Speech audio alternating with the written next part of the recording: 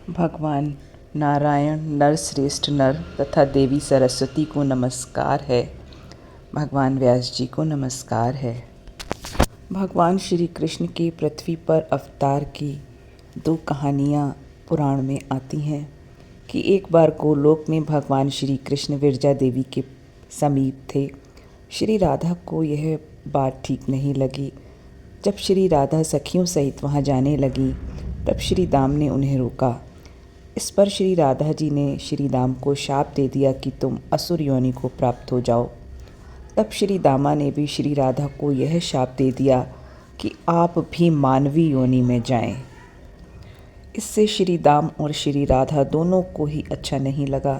तब श्री कृष्ण ने श्री दाम को सांत्वना देकर कहा कि तुम शंखचूड़ नामक असुर होगे और अंत में श्री शंकर जी के त्रिशूल से भिन्न देह होकर यहाँ मेरे पास लौट आओगे। उसके बाद भगवान श्री कृष्ण ने श्री राधा को बड़े ही प्रेम के साथ हृदय से लगाकर कहा कि वराह कल्प में मैं पृथ्वी पर जाऊंगा और ब्रज में जाकर वहाँ के पवित्र काननों में तुम्हारे साथ विहार करूंगा। मेरे रहते तुमको क्या भय है। इसी निमित्त से लीला में श्री राधा और श्री कृष्ण वराह कल्प में पृथ्वी पर अवतीर्ण हुए। श्री राधा जी गोकुल में श्री वृषभानु के घर प्रकट हुई। भगवान श्री राधा कृष्ण के अवतार तथा ब्रज की मधुरतम लीला का यह एक निमित्त कारण मात्र है।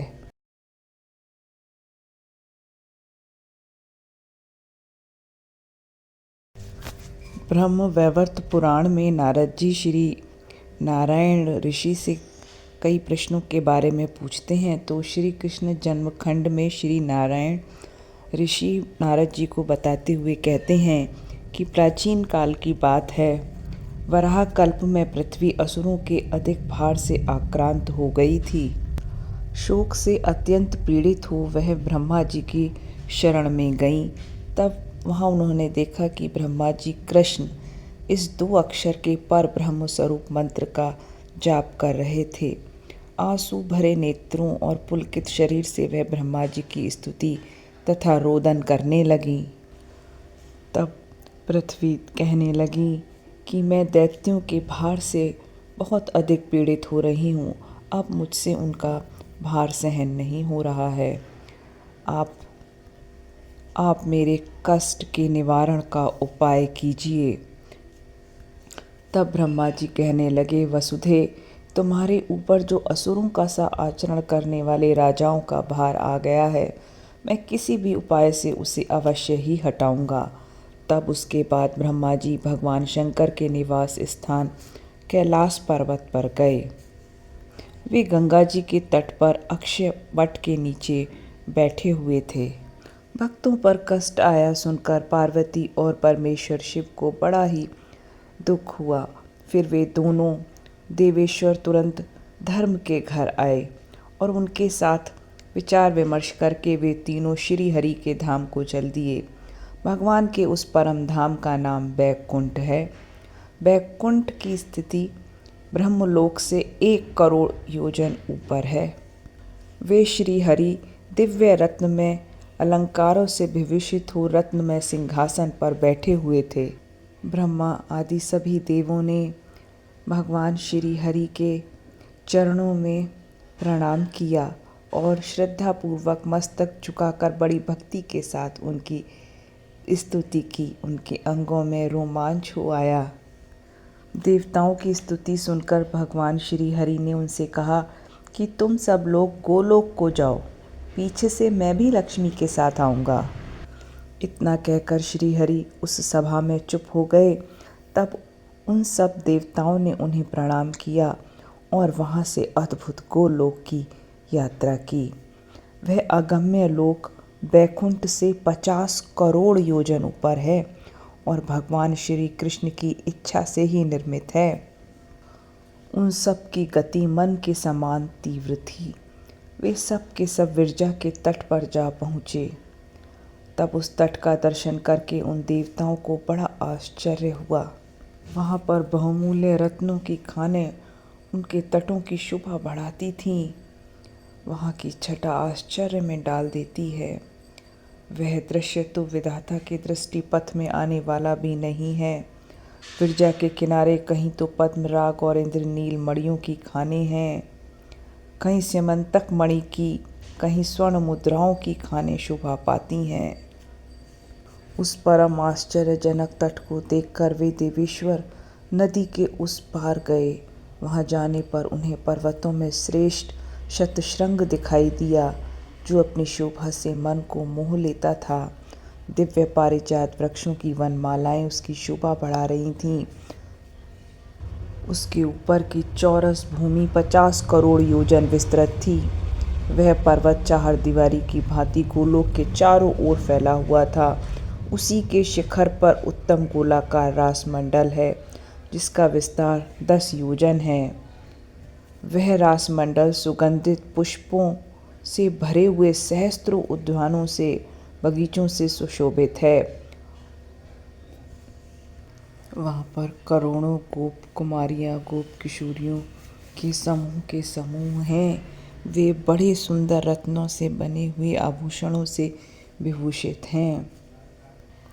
वहाँ पर लाखों कमल के सरोवरों से सुशोभित सरोवर हैं। सभी की सभी गोप किशोरियाँ अनन्य सुंदर हैं और वह सब राधा रानी जी की सेवा में नियुक्त रहती हैं। ब्रह्मा, शिव, रुद्र आदि देव जब उस रासमंडल को देखकर पर्वत की सीमा से बाहर हुए, तो उन्हें विलक्षण, रमणीय और सुंदर वृंदावन के दर्शन हुए। वृंदावन राधा माधव को बहुत प्रिय है। वह उन्हीं दोनों का क्रीड़ा स्थल है। विरजा तीर के नीर से भीगे हुए मंद समीर उस वन के वृक्षों को धीरे धीरे आंदोलित करते रहते हैं और वहाँ का सारा वन क्षेत्र सुगंधित बना रहता है। वहाँ के वृक्षों में नए नए पल्लव निकलते रहते हैं। कोकिलों की कोयल की कूक सुनाई पड़ती है। अन्य सुगंधित फल फूलों से वह सुशोभित रहता है। आम, नारंगी, कटहल, ताड़, नारियल, जामुन, बेर, खजूर, सुपारी, आंवला, नींबू, केला, बेल और अनार आदि मनोहर वृक्ष समूहों तथा सुपक्व फलों से लदे हुए तथा दूसरे दूसरे वृक्षों द्वारा उस वृंदावन की अपूर्व शोभा हो रही है। प्रियाल, शाल, पीपल, नीम, सेमल, इमली तथा अन्य वृक्षों की शोभाशाली समुदाय उस वन में सब ओर सदा भरे रहते हैं। उस वन के भीतर सुंदर सुंदर और मनोहर 32 कानन हैं। वे सभी उत्तम एवं निर्जन स्थान हैं। मुने, वृंदावन सुपक्व, मधुर एवं स्वादिष्ट फलों से संपन्न तथा गोष्ठों और गौओं के समूहों से परिपूर्ण है। वहाँ सहस्त्रों पुष्पोद्यान सदा खिले और सुगंध भरे रहते हैं। श्री कृष्ण के तुल्य रूप वाले तथा उत्तम रत्नहार से विभूषित 50 करोड़ गोपों के विविध विलासों से विलसित रमणीय वृंदावन को देखते हुए वे देवेश्वर गण गोलोक धाम में जा पहुँचे। वहाँ पर 4 दरवाजे हैं। उन दरवाजों पर द्वारपालों के रूप में विराजमान गोप समूह ही उनकी रक्षा करते हैं। श्री कृष्ण की सेवा में लगे रहने वाले गोपों के आश्रम भी रत्नों से जड़ित हैं तथा नाना प्रकार के भोगों से संपन्न हैं। उन आश्रमों की संख्या भी 50 करोड़ है। इनके सिवा भक्त गोप समूहों के 100 करोड़ आश्रम हैं, जिनका निर्माण पहले के आश्रमों से भी अधिक सुंदर है और सबके सब उत्तम रत्नों से गठित हैं। बहुमूल्य रत्न द्वारा रचित आश्रम पार्षदों के हैं, जिनकी संख्या 10 करोड़ है। पार्षदों में भी जो प्रमुख लोग हैं, वे श्री कृष्ण के समान रूप धारण करके रहते हैं। उनके लिए उत्तम रत्नों से निर्मित 1 करोड़ आश्रम हैं। राधिका जी में विशुद्ध भक्ति रखने वाली गोपांगनाओं के 32 करोड़ दिव्य एवं श्रेष्ठ आश्रम हैं। उनकी जो किंकरियाँ हैं, उनके लिए भी बड़े सुंदर और मनोहर भवन बनाए गए हैं, जिनकी संख्या 10 करोड़ है। ये सभी दिव्य आश्रम और भवन वृंदावन की शोभा का विस्तार करते हैं। सैकड़ों जन्मों की तपस्याओं से पवित्र हुए जो भक्तजन भारतवर्ष की भूमि पर श्री हरि की भक्ति में तत्पर रहते हैं, उनके कर्म बंधन नष्ट हो जाते हैं। जो सोते जागते हर समय अपने मन को श्री हरि के ही ध्यान में लगाए रहते हैं तथा दिन रात राधा कृष्ण, श्री कृष्ण इत्यादि नामों का जप किया करते हैं, उन श्री कृष्ण भक्तों के लिए भी वहाँ गोलोक में बड़े मनोहर निवास स्थान बने हुए हैं। वे भवन भांति भांति के भोगों से संपन्न हैं, पुष्पशैया, पुष्पमाला तथा श्वेत चक्र से सुशोभित हैं। उनमें इंद्रनील मणियाँ जड़ी गई हैं। उन भवनों के शिखरों पर बहुमूल रत्न में कलश शोभा देते हैं। उनकी दीवारों पर महीन वस्त्रों के आवरण पड़े हुए हैं। ऐसे भवनों की संख्या भी 100 करोड़ है। उस अद्भुत धाम का दर्शन करके जब वे देवता बड़ी प्रसन्नता के साथ जब कुछ दूर और आगे गए, तब वहाँ उन्हें रमणीय अक्षयवट दिखाई दिया। उसमें सहस्त्रों तने और असंख्य शोभाएं शाखाएं थीं। वह वृक्ष लाल लाल पके फलों से व्याप्त है।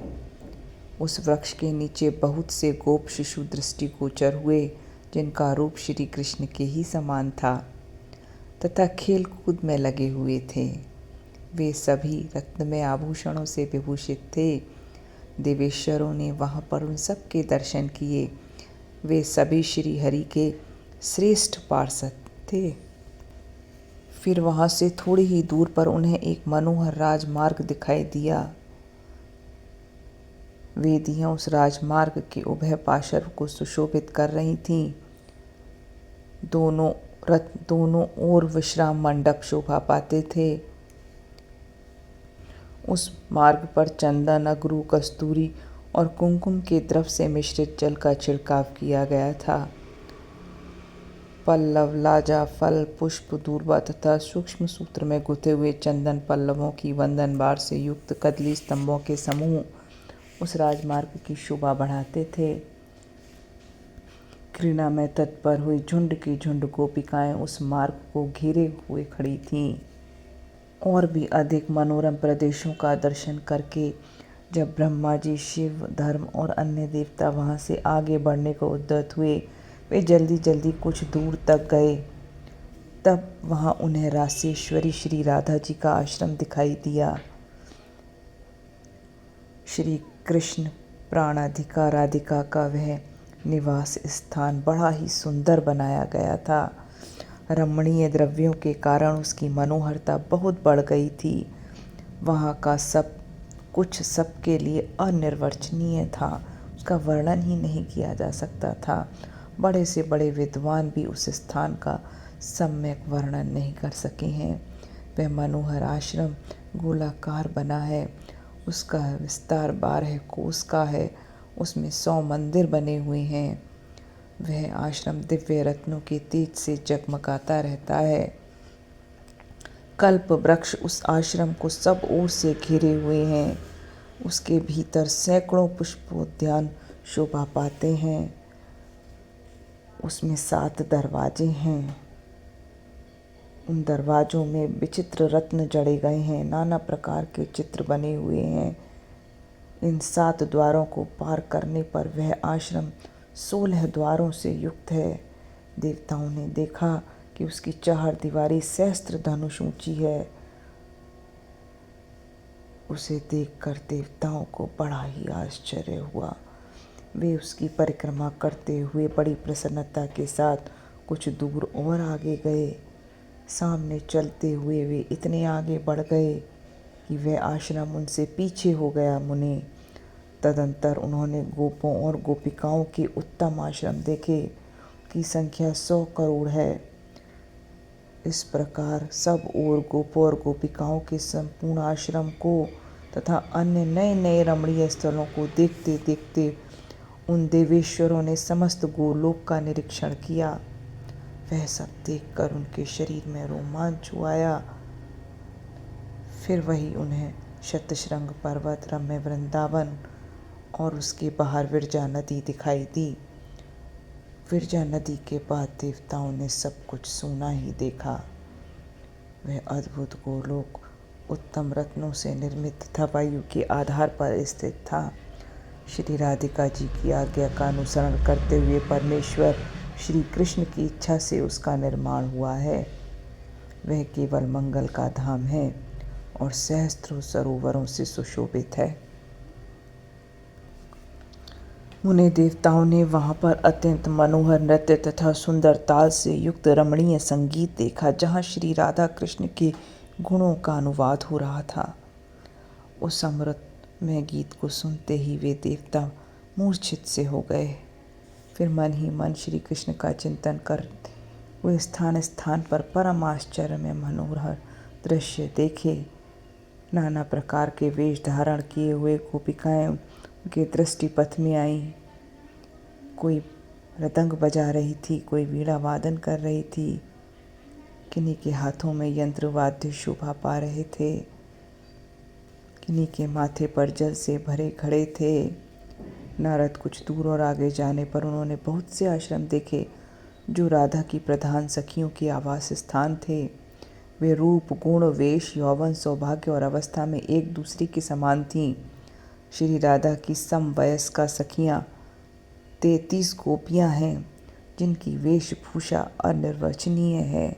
उनके नाम सुनो: सुशीला, शशिकला, यमुना, माधवी, रति, कदम्बा, कुंती, जाह्नवी, स्वयंप्रभा, चंद्रमुखी, पद्ममुखी, सावित्री, सुधामुखी, शुभा, पद्मा, परिजाता, गौरी, सर्वमंगला, कालिका, कमला, दुर्गा, भारती, सरस्वती, गंगा, अंबिका, मधुमती, चंपा, अपर्णा, सुंदरी, कृष्णप्रिया, सती, नंदिनी और नंदना। ये सब की सब समान रूप वाली हैं। इनके शुभ आश्रम रत्नों और धातुओं से चित्रित हैं। नाना प्रकार के चित्रों से चित्रित होने के कारण वे अत्यंत मनोहर प्रतीत होते हैं। उत्तम रत्नों द्वारा उनकी रचना की हुई है। गोलोक ब्रह्मांड से बाहर और ऊपर है। उसके ऊपर दूसरा कोई लोक नहीं है। ऊपर सब कुछ शून्य ही है। वहीं तक सृष्टि की अंतिम सीमा है। 7 रसातलों से भी नीचे सृष्टि नहीं है। रसातलों से नीचे जल और अंधकार है जो अगम्य है और अदृश्य है। संपूर्ण गोलोक का दर्शन करके उन तीनों देवताओं के मन में बड़ा ही हर्ष हुआ। फिर वे श्री राधा के प्रधान द्वार पर आए। उस द्वार का निर्माण उत्तम रत्नों और मणियों से हुआ था। देवताओं ने देखा कि उस द्वार पर रक्षा के लिए परम उत्तम वीर भानु की नियुक्ति हुई है। वे रत्नों के बने हुए सिंहासन पर बैठे हुए हैं। तब द्वारपालों ने निशंक होकर उन देवेश्वरों से कहा, देवगण, मैं इस समय आज्ञा लिए बिना आप लोगों को भीतर नहीं जाने दूंगा। यह कहकर द्वारपाल ने श्री कृष्ण के स्थान पर सेवकों को भेजा और उनकी आज्ञा पाकर देवताओं को अंदर जाने की अनुमति दे दी।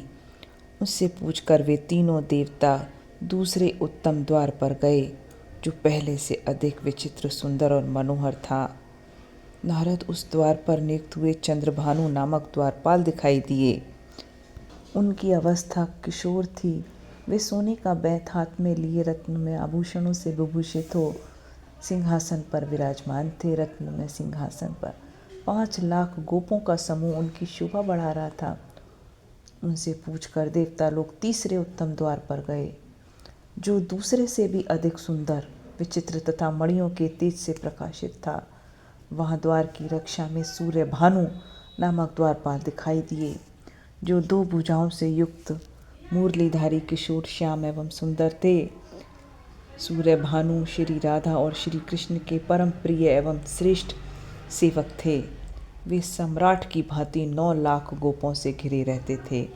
उनसे पूछकर देवता लोग चौथे द्वार पर गए, जो उन सभी द्वारों से विलक्षण, रमणीय तथा मणियों की दिव्य दीप्ति से उद्दीप्त दिखाई देता था।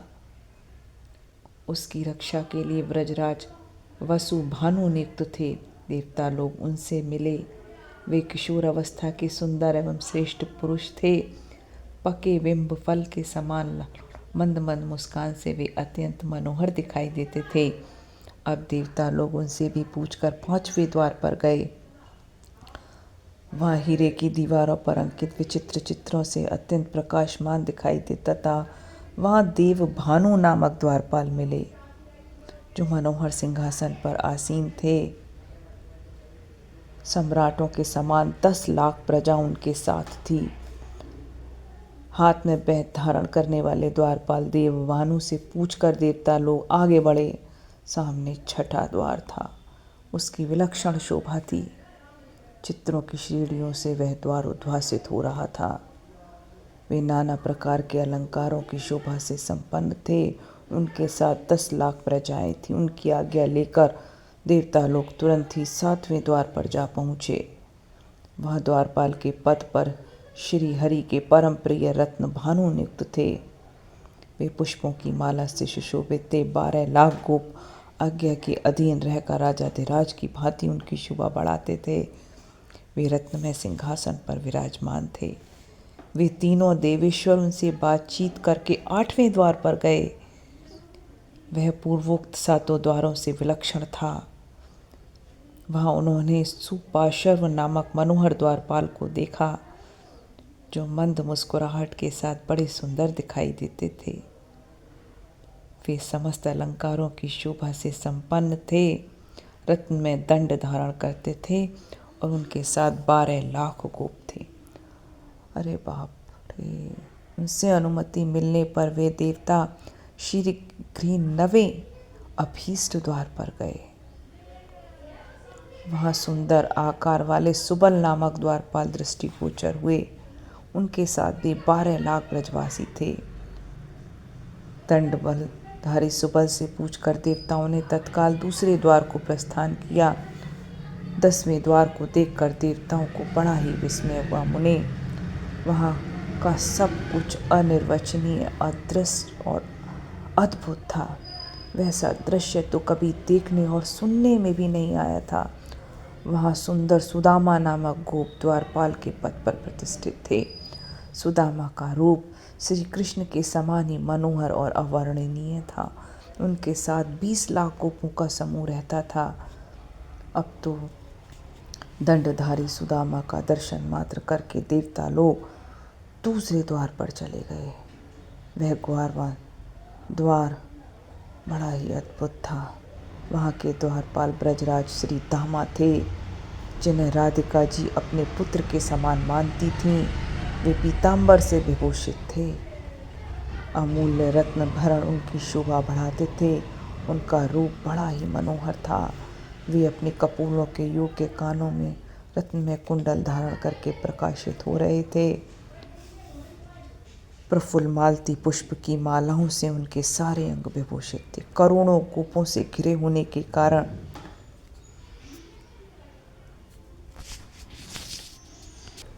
राजाधिराज से भी अधिक उनकी शोभा होती थी। उसके बाद तो फिर वे 12वें द्वार पर गए, जहाँ बहुमूल्य रत्नों की बनी हुई बहुत सी वेदिकाएं प्रकाशित हो रही थीं। अनेक प्रकार के रत्नमय चित्रों के कारण उस द्वार की सुंदरता बहुत बढ़ गई थी।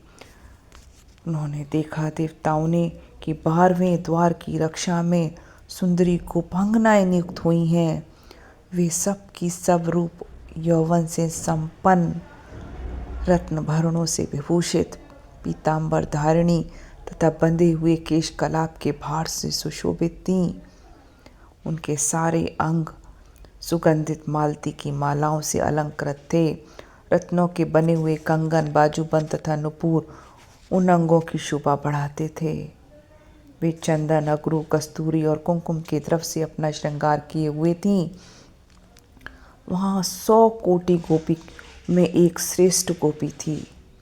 वहाँ 100 कोटि गोपियों में एक श्रेष्ठ गोपी थी, जो श्री हरि को परम प्रिय थी। उन करोड़ों गोपिकाओं को देखकर देवताओं को बड़ा विस्मय हुआ। मुने, उन सब गोपियों से अनुमति ले वे देवता प्रसन्नतापूर्वक दूसरे द्वार पर गए। इस तरह क्रमशः 3 द्वारों पर उन्होंने देखा कि श्रेष्ठ और अत्यंत मनोहर गोपांगनाएं उनकी रक्षा कर रही हैं। वे सुंदरियों में भी सुंदरी, रमणीया, धन्या, मान्या और शोभाशालिनी हैं। सब की सब सौभाग्य में बड़ी चढ़ी तथा श्री राधिका की प्रिया हैं। सुरम्य भूषणों से विभूषित हुई उन गोप सुंदरियों के अंगों में नूतन यौवन का अंकुर प्रकट हुआ है। इस प्रकार से वे तीनों द्वार स्वप्नकालिक अनुभव के समान अद्भुत, अदृष्टपूर्व, अति रमणीय और विद्वानों के द्वारा भी अवर्णनीय थे। उन सबको देखकर, उन गोपांगनाओं से बातचीत करके आश्चर्यचकित हुए वे तीनों, ब्रह्मा जी, शिव जी और धर्म, वो तीनों देवेश्वर 16वें मनोहर द्वार पर गए, जो श्री राधिका के अंतःपुर का द्वार था। वह सब द्वारों में प्रधान तथा केवल गोपांगनाओं द्वारा ही रक्षणीय था। श्री राधा की जो 33 समवयस्क सखियां थीं, वे ही इस द्वार का संरक्षण करती थीं। उन सब की वेशभूषा अवर्णनीय थी। वे भांति भांति के सुंदर आभूषणों से विभूषित थीं। पके बिम्फल के समान उनके लाल लाल होंठ थे। सभी के मुखारविंदों पर मंद मुस्कान की छटा छा रही थी। पके अनार के दानों की भांति उनकी दंत पंक्तियां शोभा बढ़ा रही थीं। उनकी नासिकाएं उन्नत थीं। उनका चित्त नित्य मुकुंद के चरणारविंदों में लगा था। द्वार पर खड़े हुए निमेष रहित देवताओं ने उन सबको देखा। उस द्वार को पारिजात पुष्पों की मालाओं से सजाया गया था। उन्हें छूकर बहने वाली वायु वहां सर्वत्र सुगंध फैला रही थी। राधिका के उस परम आश्चर्य में अंतःपुर के द्वार का अवलोकन करके देवताओं के मन में श्री कृष्ण चरणारविंदों के दर्शन की उत्कंठा जाग उठी। उन्होंने उन सखियों से पूछकर शीघ्र ही द्वार के भीतर प्रवेश किया। उनके शरीर में रोमांच हो आया था। उन्होंने उन सखियों से पूछकर शीघ्र ही द्वार के भीतर प्रवेश किया। उनके शरीर में रोमांच हो आया। भक्ति के उद्रेक से उनकी आंखें भर आई थीं। उनके मुख और कंधे कुछ कुछ झुक गए थे। अब देवताओं ने श्री राधिका के उस श्रेष्ठ अंतःपुर को अत्यंत निकट से देखा। समस्त मंदिरों के मध्य भाग में एक मनोहर तुषारा थी। भांति भांति के हीरे जड़ित मणिमय स्तंभ उसकी शोभा बढ़ा रहे थे। पारिजात पुष्पों की मालाओं की झालरों से उसे सजाया गया था। चंदन, अगरू, कस्तूरी, कुमकुम द्रव का वहां छिड़काव किया गया था। श्वेत धान्य, श्वेत पुष्प, मूंगा फल, पूर्व शोभा हो रही थी उस जगह की, जिसका वर्णन ही नहीं किया जा सकता। वहां अत्यंत सुंदर रत्नमयी शैया बिछी हुई थी, जिस पर महीन एवं कोमल वस्तुओं का बिछावन, करोड़ों रत्न में कलश, रत्न निर्मित पात्र वहां सजा कर रखे गए थे, जो बहुमूल्य होने के साथ ही बहुत सुंदर थे। नाना प्रकार के वाद्यों की मधुर ध्वनि वहां गूंज रही थी। वीणा आदि के स्वर यंत्रों के साथ गोपियों का सुमधुर गीत सुनाई पड़ता था। श्री कृष्ण तुल्य रूप, रंग और वेशभूषा वाले गोप समूहों से घिरे हुए उस अंतःपुर झुंड की झुंड गोपांगनाएं, जो श्री राधा की सखियां थीं, सुशोभित कर रही थीं। श्री राधा और श्री कृष्ण के गुणगान संबंधी पदों का संगीत संपूर्ण सुनाई पड़ता था। ऐसे अंतःपुर को देखकर वे देवता विस्मय से विमुक्त हो उठे। उन्होंने वहां मधुर गीत सुना और उत्तम नृत्य देखा। वे सब देवता वहां स्थिर भाव से खड़े हो गए।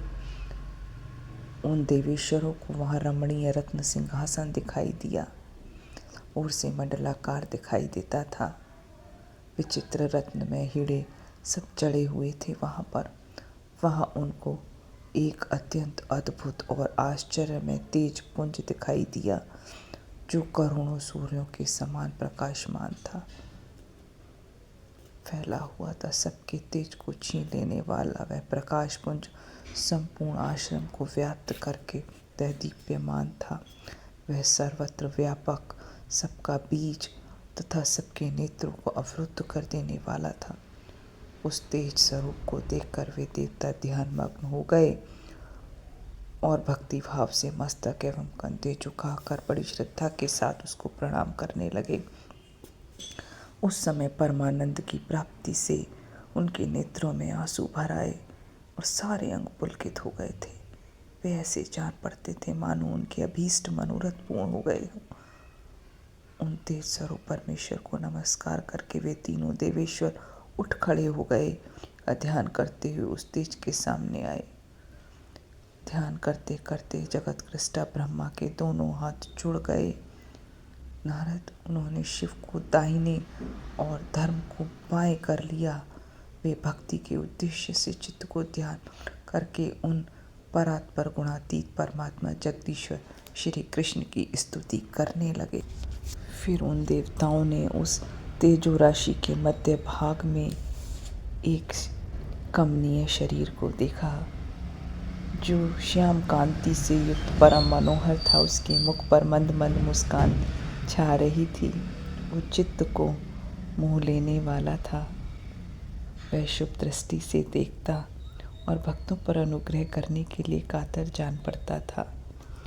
उसी तेज पुंज में देवताओं ने मनोहर अंग वाली श्री राधा रानी को देखा। वे मंद मुस्कुराहट के साथ अपनी ओर देखते हुए प्रियतम को तिरछी चितवन से निहार रही थीं। अप्रतिम सुंदर थे वो दोनों रूप। उत्तम रत्नों के हार, बाजूबंद कंगन से वे विभूषित थीं। उनकी अंग कांति की सुंदरता का तो वर्णन ही नहीं किया जा सकता। फिर ब्रह्मा जी, शिव जी और धर्म ने उन तीनों की ही स्तुति, उन तीनों ने भगवान श्री कृष्ण और राधा रानी की स्तुति की। तब आगे भगवान श्री कृष्ण ने कहा, अब आगे भगवान श्री कृष्ण ने क्या कहा है भक्तों, इसके लिए आप हमारे श्री कृष्ण जन्म खंड का पार्ट 2 भाग 2 अवश्य देखें।